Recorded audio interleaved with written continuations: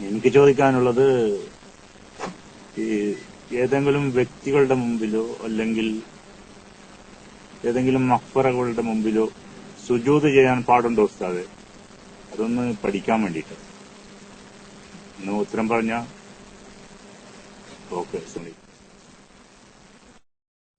നിങ്ങളെ സൗണ്ട് വളരെ കുറവാട്ടോ. വ്യക്തികൾക്കോ മഖ്ബറകൾക്കോ മറ്റു വസ്തുക്കൾക്കോ അള്ളാഹു അല്ലാത്ത ഒന്നിനും സുജൂദ് ചെയ്യാൻ പാടില്ല. അള്ളാഹു അല്ലാത്ത ഒന്നിനും സുജൂദ് ചെയ്യാൻ പാടില്ല. അതേ സ്ഥാനത്ത് മുമ്പിൽ വെച്ച് സുജൂദ് നടക്കുന്നു എന്ന കാരണം കൊണ്ട് മുമ്പിലുള്ളതിനാണ് സുജൂദ് എന്ന് പറയാൻ പറ്റുകയുമില്ല. ഇപ്പൊ ചിലപ്പോ നമ്മൾ പള്ളിയിൽ കയറി നിസ്കരിക്കുമ്പോഴേ, നിസ്കരിക്കുന്ന സമയത്ത് മുന്നിലുള്ള മുമ്പിൽ ഒരാളെ നിർത്തിയിട്ട് അതിന്റെ പിന്നെ പോയി നിൽക്കും. അതെന്തിനാ? ഒരു മറ ഉണ്ടാക്കാൻ വേണ്ടിയിട്ട്. അപ്പൊ അയാളുടെ പിന്നിന്ന് സുജൂദ് ചെയ്യുമ്പോൾ അയാൾക്ക് വേണ്ടിയിട്ടാണെന്ന് ധരിക്കൂലല്ലോ. അപ്പൊ മുന്നിൽ ചിലപ്പോൾ ഉണ്ടായതുകൊണ്ട് സുജൂദ് അയാൾ കൈക്കൊള്ളണമെന്നില്ല. അപ്പൊ പാടില്ലാത്ത സുജൂദ് അള്ളാഹുവിനാണ് സുജൂദ് ചെയ്യേണ്ടത്. വേറെ ആൾക്കും ഒരു സൃഷ്ടിക്കും എന്ത് ചെയ്യാൻ പാടില്ല? സുജൂദ് ചെയ്യാൻ പാടില്ല. അപ്പൊ ചുമരിന്റെ അടുത്തുനിന്ന് സുജൂദ് ചെയ്താൽ അത് ചുമരിനാന്ന് പറയാൻ പറ്റൂല. കഅബന്റെ അടുത്തുനിന്ന് സുജൂദ് ചെയ്താൽ കഅബക്കാന്ന് പറയാൻ പറ്റൂല. അതേപോലെ തന്നെ ഖബറിന്റെ അടുത്തുനിന്ന് ആരെങ്കിലും പോയി സുജൂദ് ചെയ്യുന്നത് ഇത് ഖബറിനാന്നും പറയാൻ പറ്റൂല. അത് ശ്രദ്ധിക്കണം. അപ്പൊ ഖബറിന് വേണ്ടി ഒരാൾ സുജൂദ് ചെയ്തു തിരിക്കട്ടെ, അത് തെറ്റാണ്, അത് ഹറാമാണ്.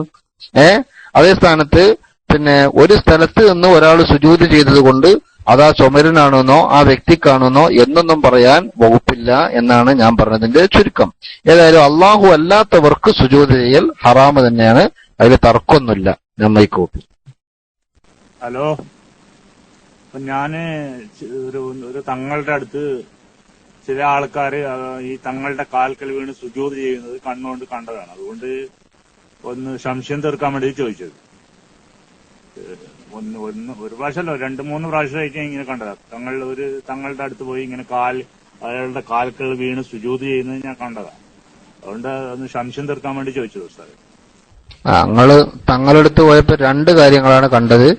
ഒന്ന് കാൽക്കൽ വീണു, 2 സുജൂദ് ചെയ്തു. ഏത് തങ്ങളായാലും കാൽക്കൽ വീണത് പ്രശ്നമല്ല. അതിപ്പോ വീഴാൻ പലരും വീകലുണ്ട്.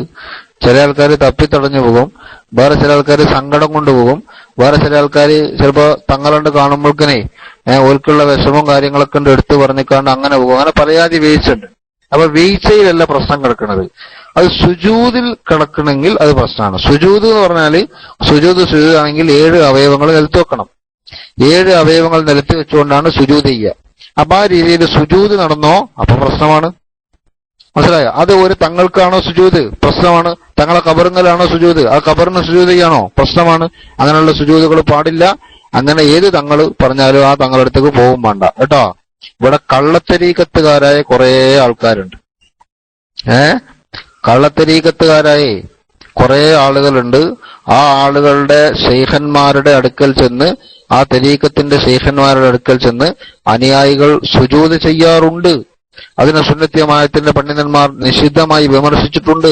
ഇസ്ലാം ദീനിൽ അങ്ങനത്തെ ഒരു പരിപാടി ഇല്ല. അത് അനുവദിച്ചു കൊടുക്കാൻ പറ്റുകയുമില്ല. അതേപോലെ തന്നെ ചില ശൈഖന്മാര് മരണപ്പെട്ടാൽ ആ ശൈഖന്മാരെ ഖബറുകൾ ചെന്ന് മറ്റുള്ളവരും ചിലപ്പോൾ സുജൂദ് ചെയ്യാറുണ്ട്. ആ ശൈഖന്മാരെ മുരീദുമാര്. അതും ഇസ്ലാമിൽ അനുവദിക്കപ്പെട്ട സംഗതികളല്ല. അള്ളാഹു അല്ലാത്ത മഖ്ലൂക്കിന് സുജൂദ് ചെയ്യാൻ പാടില്ല എന്ന് ഇസ്ലാമിൽ അംഗീകരിക്കപ്പെട്ട നിയമമാണ്. അത് എതിർക്കുന്ന ഏത് തരീക്കത്തുണ്ടെങ്കിലും അത് കള്ളത്തരീക്കത്താണ്, അതിനെ അംഗീകരിച്ചു കൊടുക്കാൻ പാടുള്ളതല്ല. ഞാൻ മൈക്ക് വിട്ടു.